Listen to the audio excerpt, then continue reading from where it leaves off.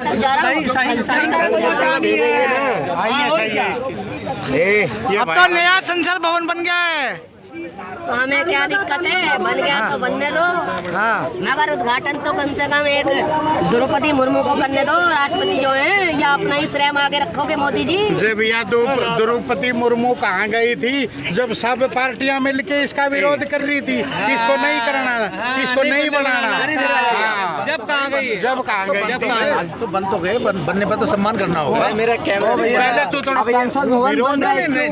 क्या रहे हैं, मतलब कल उद्घाटन है, दिया होता फिर बनते क्यों? उद्घाटन करने समर्थन जाओगे तो बताओगे, आपको क्या रहा है? तो थे रंजन है बंगाल का, बनने के बाद सांसद भवन घर के सारे घर के सारे परिजन ये हमारे राष्ट्रपति को करना चाहिए था, स्पीकर ओम बिरला को करना चाहिए। नागरिक को उन दोनों में से क्यों, मोदी जी को क्यों नहीं? अरे मोदी जी अपनी लोकप्रियता रखेंगे हर चीज में अपने आप को आगे रखेंगे।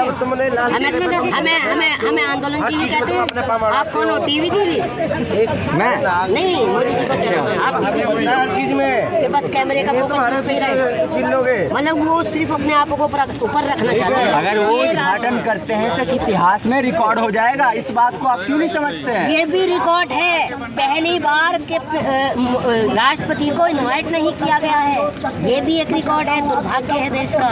और ये भी एक रिकॉर्ड है कि राष्ट्रपति जो है वो खाली एक फ्रेम बन के राष्ट्रपति की फोटो स्टेट बन के रह गई है, कहीं ना कहीं सिर्फ वोट की। आप मोदी जी पर सवाल उठा रहे हैं, इसका मतलब? अरे मेरा क्यों भाई, बनाया किसने मोदी जी को? हमने बनाया, तो सवाल पूछने का भी हमारा हक बनता है भाई, क्यों नहीं बनता? उस टाइम सही थे वो कौन?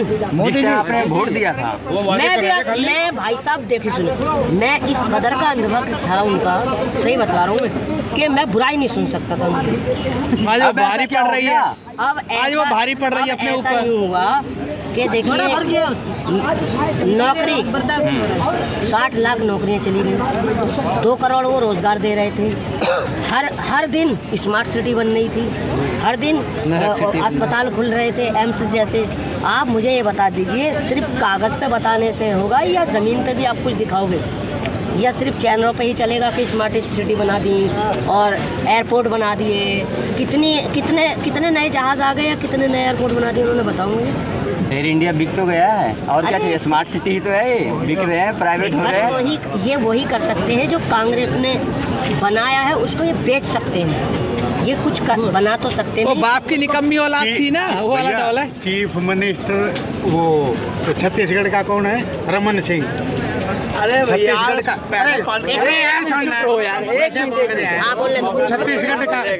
छत्तीसगढ़ का सीएम रमन सिंह, उद्घाटन कर रहे हैं राहुल गांधी, सोनिया गांधी। पहली बात तो इनको सीएम का पता नहीं, भूपेश कौन है वहाँ? भूपेश बघेल है।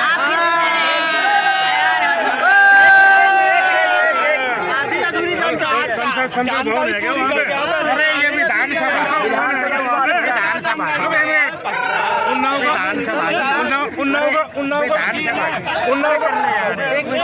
उन्नाव का विधायक था यार, मेरे से नजर मत मिला। अरे भाई साहब, उन्नाव का विधायक है सिंगर, उन्हें मैंने पूरी लड़कियां पूरा परिवार तबाह कर दिया, उसमें क्या करो ये बताओ? क्या होना चाहिए? बताओ क्या हुआ? वो भी गलत है, तो बताओ क्या हुआ? पर सही को तो सही बोलो। तो इसकी लड़की थी, रात को तेल क्या हुआ? क्या हुआ?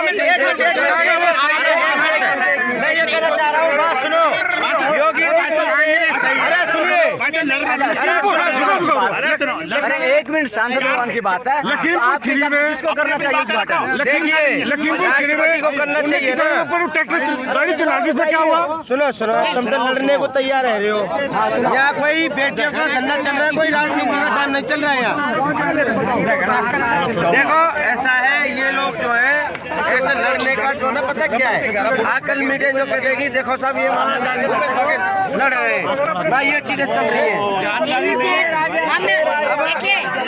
इन जैसे आत्महत्या की जब आंखें खुलेंगी, जब श्रीलंका जैसी हालात हो जाएगी, श्रीलंका जैसी हुई है ना, वैसी है जब इनको ये मालूम नहीं कि वहाँ के मुख्यमंत्री कौन है, कांग्रेस के बिना ज्ञान के आप आ जाते हो। बस मोदी जी भेजते हैं इनको, भाजपा वाले। अरे रुक जा यार,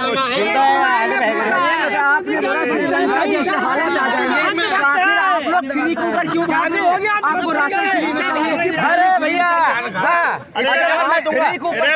जवाब दूंगा, राशन का मैं जवाब दूंगा। आपको मैं कह रहा हूँ, मैं आपको 10 किलो फ्री का सामान चल रही है, विकास देखिए। सुनिए, मैं ये बताइए, यहाँ राशन की बात चल रही है या अपना बात सुनिए, या राशन की बात चलिए या मुद्दे की बात करो, या राशन कौन देख रहा भैया? तो यहाँ और दूसरी बात, सांसद भवन के बाद छेड़ सांसद की बात छेड़ रहे हो, कौन छेड़ रहा है? कौन छेड़ रहा है? आप बात कर रहे हो, आप भटका रहे हो, कौन भटका रहा है?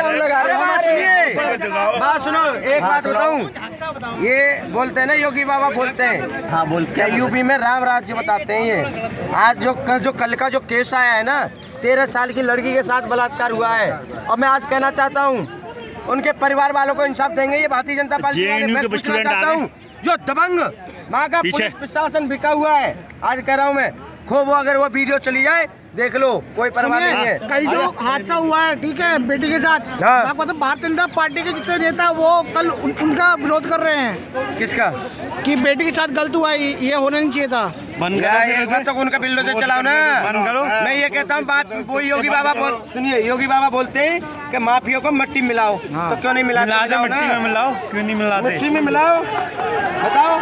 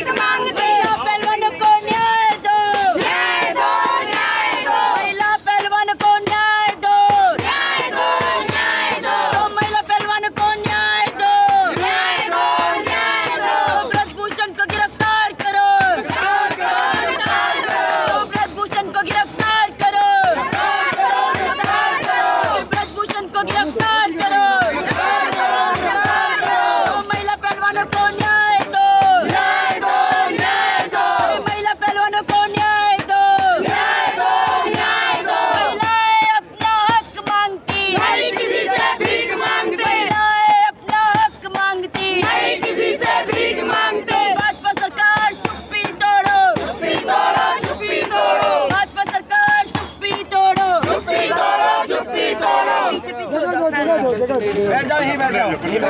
तो भाजपा सरकार चुप्पी तोड़ो, चुप्पी तोड़ो, चुप्पी तोड़ो। महिला पहलवानों को न्याय दो, न्याय दो, न्याय दो। महिला पहलवानों को न्याय दो, न्याय दो, न्याय दो। ब्रजभूषण को जेल भेजो, जेल भेजो, जेल भेजो। ब्रजभूषण को जेल भेजो, जेल भेजो, जेल भेजो। महिला पहलवानों को न्याय दो, न्याय दो, न्याय दो।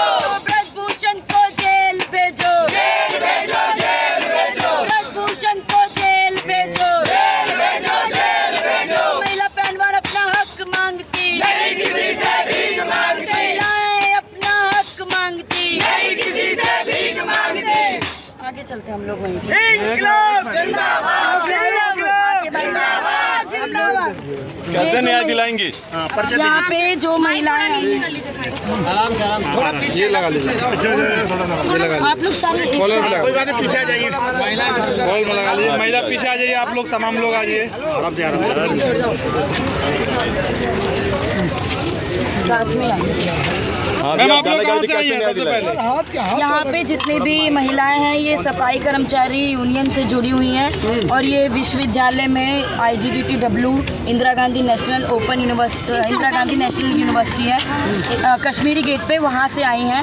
और हम महिलाएं यहाँ पे इसलिए इकट्ठा हुए हैं क्योंकि ये तो वो महिलाएं हैं जो शरीर से भी मजबूत हैं और विदेश में जाके नाम भी रोशन किया है इन्होंने, कहा जाए नाम ही महिलाएं हैं। और ये शर्म की बात है कि आज इनको न्याय नहीं मिल रहा है। हम तो वो महिलाएं हैं जो कि बस्तियों में रहती हैं, ऐसे इलाकों में रहती हैं, जो सफाई का काम करती हैं, जो कि कहा जाए एक नीचे तबका का माना जाता है समाज में, उन महिलाओं के साथ भी छेड़छाड़ होती है, उन महिलाओं के साथ भी बदसलूकी की जाती है। लेकिन जब इतने बड़े तबके पे उन महिलाओं को न्याय नहीं मिल रहा है, महिला पहलवानों को, तो ये हमारे देश की विडंबना है कि जो छोटी बस्तियों में काम रहने वाली महिलाएं हैं, जो बस्तियों में रहती हैं, फैक्ट्रियों में काम करती हैं, यूनिवर्सिटी में सफाई का काम करती हैं, या गांव देहातों में खेतों में काम करती हैं, स्कूल की बच्चियां, जो कॉलेज की बच्चियां, जो ऐसे पिछड़े इलाकों से आती है जहाँ पे रास्ते में इतना खौफ भरा रास्ता गुजर कर निकलना पड़ता है, जहाँ आए दिन ऐसी वारदातें, ऐसी घटनाएं देखने को मिलती है। तो ये बहुत बड़ी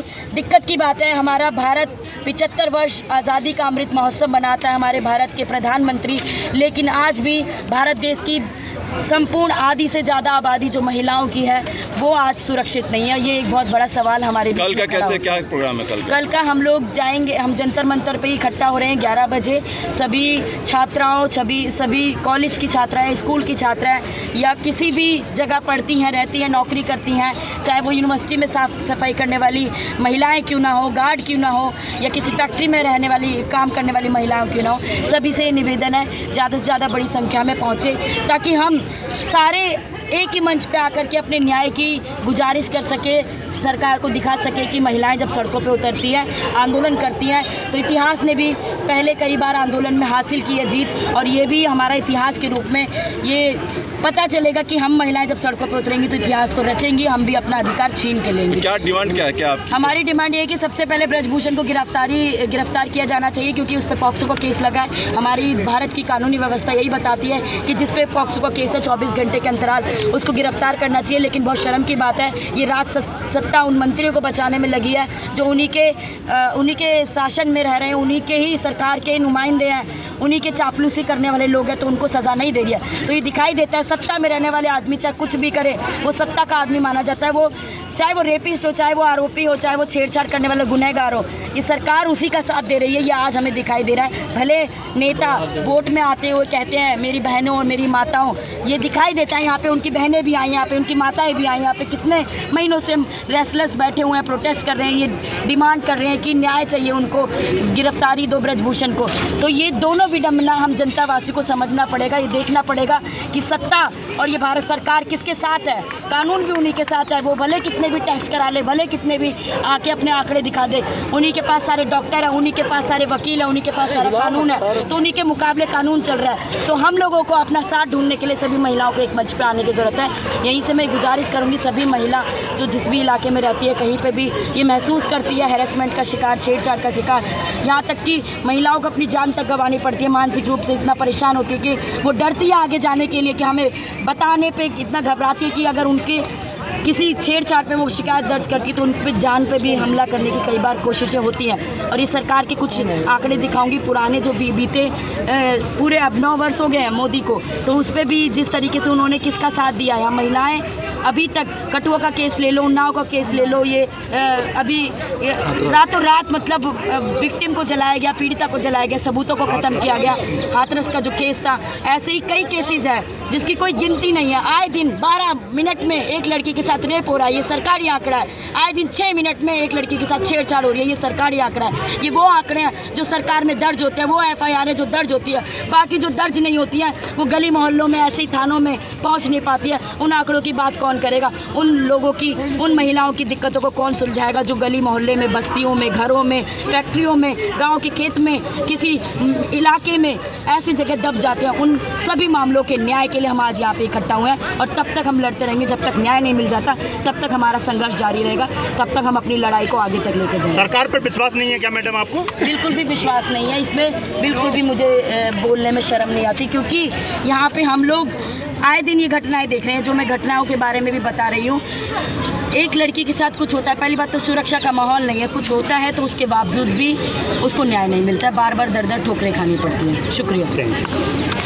तो महिला पहलवान